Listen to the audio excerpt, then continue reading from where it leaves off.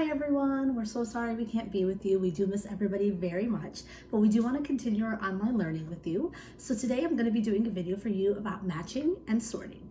We're going to talk about 3 ways that matching and sorting can really help your child. For matching, we're really working on concentration, visual memory, and attention to detail. With sorting, we take that a step further, and we want the child to pay attention to how to classify things, whether it's with one single attribute or with multiple attributes, and then also to recognize patterns in different items. So what I'm going to show you today is just 2 things you can do at home with just household items that work on matching and sorting in different ways. So I found Tupperware, all different shapes, all different sizes around my house. And what you're going to do is you're going to essentially have your child match the lid to the container that it goes with.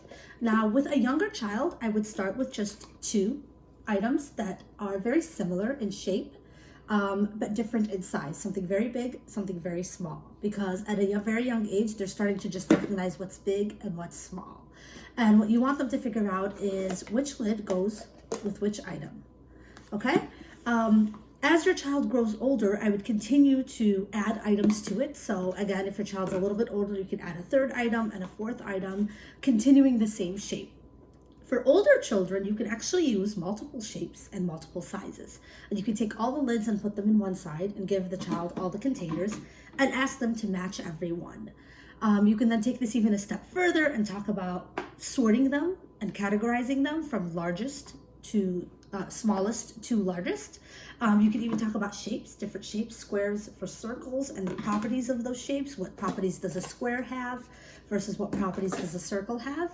You could also even talk about colors if you have Tupperware that are different colored items. So lots of ways that you could just take a simple household item such as Tupperware and turn it into an activity that will teach a child about math, whether it's sorting items based on size or shape, or just matching items based on their lid size.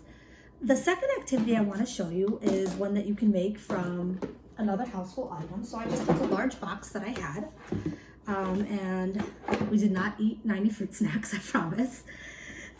So with this box, what I did is I took it and I just cut a slit at the top, enough for a card to pass through, a card to go through, okay? And then I took the ace of each suit and I glued it in front of that slot.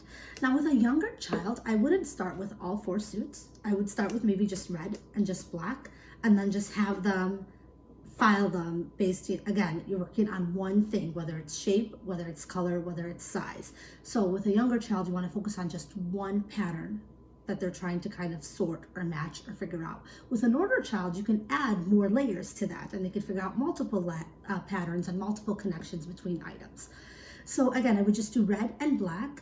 And again, they're gonna work, they can work on their grip, their ability to get things into items and figuring out how things fit, which is the same thing they would work on when they're matching lids. So they're working on their motor skills as well during these activities.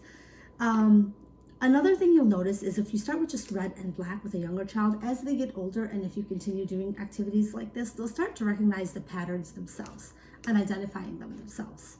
With an older child, what I would do is I would do all 4, and I would just give them a deck of cards, and I would say, can you sort them? And you could talk about all sorts of things here. You could talk about colors, you could talk about shapes, so a heart shape versus a club shape versus a diamond shape, so you could teach them to identify those shapes. And then have them sort the cards into the different categories. If you wanted to take it a step further, again, to continue to develop those math skills, you could get the numbers 2 through 10 of any one suit, and then you can have your child first identify which suit it goes with, and then file it in, whether it's counting in ascending order from 1 to 10, okay, or counting backwards from 10 to 1. And you could do this with 1 suit, and then if you feel like your child, they've got this, you can then take it a step further and give them 2 suits and have them classify and count with those. This is also an activity, if you really wanted to extend it for even an older child, you could do math with an activity like this. You could take one card that has a number, put a plus symbol in the middle or a minus or whatever you're working on, put another card that has a number, and have them find, as long as it's 1 through 10, what card connects to that, and then put it into that slot. So lots of really fun ways, and the kids love the act of just kind of, figuring out where things fit and where they go. It's just another way for them to build their math skills. So for later on, this is kind of going to be the foundation, learning to classify, learning to sort, learning to match for a lot of the activities you'll do in math and science. Thank you all for listening.